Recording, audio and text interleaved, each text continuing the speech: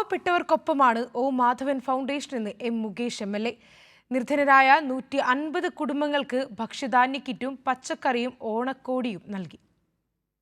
സരസ്വതി അമ്മയ്ക്കുള്ള ഓണക്കോടി നൽകുകയാണ്.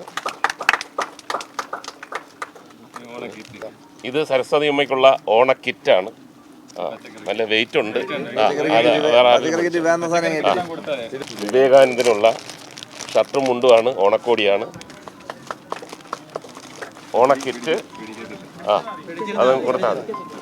Palliative caring രംഗത്ത് സജീവമാകുന്ന ഒ മാധവൻ ഫൗണ്ടേഷൻ ഇതാദ്യമായാണ് ഓണക്കാലത്ത് ഭക്ഷ്യധാന്യ കിറ്റും പച്ചക്കറി കിറ്റും ഓണക്കോടിയും നൽകിയത്. അതിദരിദ്രർ, കിടപ്പ് രോഗികൾ, നിർധനരുമായ 150 കുടുംബങ്ങളെ കണ്ടെത്തുകയായിരുന്നു.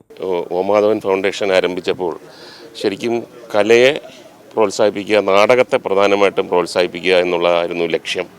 എന്നാൽ കുറച്ച് കാലം കഴിഞ്ഞപ്പോൾ, ഇപ്പോൾ ഏകദേശം 1 കൊല്ലമായപ്പം അത് മാത്രം പോരാ, ഒരു ചാരിറ്റി പ്രവർത്തനങ്ങളും പാലിയേറ്റീവ് കെയറിൻ്റെ പ്രവർത്തനങ്ങളും സാധാരണക്കാർക്ക് ചികിത്സാപരമായിട്ടുള്ള പ്രവർത്തനങ്ങളും കൂടി നടത്തണം. അതും ശ്രീ ഒ മാധവൻ, അതായത് എൻ്റെ അച്ഛൻ്റെ ഒരു ആഗ്രഹമായിരുന്നു. അപ്പോൾ അങ്ങനെ നമ്മൾ തുടങ്ങി. ഇപ്പോൾ ആംബുലൻസും സ്കൂട്ടറും വീടുകളിൽ പോയി രോഗികളെ പരിചരിക്കുന്നതും അവർക്ക് മരുന്ന് കൊടുക്കുന്നതും, വൈകുന്നേരം കൊല്ലം ആശുപത്രിയിലും വിക്ടോറിയ ആശുപത്രിയിലും ഭക്ഷണം വിതരണം ചെയ്യുന്ന, മുടക്കമില്ലാതെ ഭക്ഷണം വിതരണം ചെയ്യുന്നതും, അങ്ങനെ വിപുലമായ ഒരു പരിപാടിയും പദ്ധതിയുമാണ് ഇപ്പോൾ ഒ മാധവൻ ഫൗണ്ടേഷൻ ചെയ്തുകൊണ്ടിരിക്കുന്നത്. സഹായം കിട്ടിയതിൽ നന്ദിയും സന്തോഷവും ഗുണഭോക്താക്കൾ രേഖപ്പെടുത്തി. സന്തോഷമുള്ളൂ ഞങ്ങൾക്ക്. ഞങ്ങൾ ഇവിടുന്ന് വരുവാന്നറിയാം മേടിക്കാൻ വേണ്ടി. അതുകൊണ്ട് ഞങ്ങൾക്ക് വലിയ സന്തോഷമായിട്ടിരിക്കുകയാണ്. ഏറ്റവും വലിയ സന്തോഷം, നേരത്തെ MLA പറഞ്ഞതുപോലെ കശുവണ്ടി തൊഴിലാളിയും കയർ തൊഴിലാളിയൊക്കെ ബോണസും ഉണ്ട്.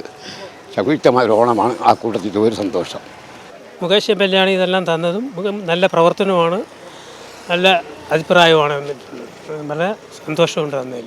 പ്രളയവും ഓക്കിയും കോവിഡും കേരളീയരുടെ പല ഓണാഘോഷങ്ങളും കവർന്നു. എന്നാൽ ഇക്കുറി സമ്പൽ സമൃദ്ധമായ ഓണം ആഘോഷിക്കുകയാണ് കേരളീയർ.